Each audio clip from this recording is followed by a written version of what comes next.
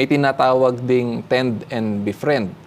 Opo. Yan yung karaniwan niyan sa inyo, sa mga kababaihan. Kumbaga, pag may threat, natatakot na siya, ang gagawin niya, gagawa na lang siya ng positibo sa harap nung para sa kanya ay threat. Kumbaga, umiiwas siya na matrigger niya yung kinatatakutan niya. Baka mapunteriya siya eh. Kaya lumalabas yung tend and befriend. Yung play dead, hindi lang sa mga hayop yun, sa animals.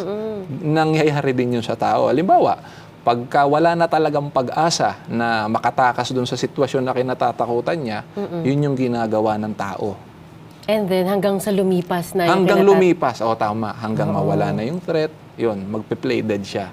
Opo. So nabanggit niyo po yung mga symptoms po, no, nung kapag may fear. Yung natural responses din. Kaya nga kapag hindi natin na-manage yung sarili natin at hindi natin na-manage yung fear, hindi po makakabuti sa atin.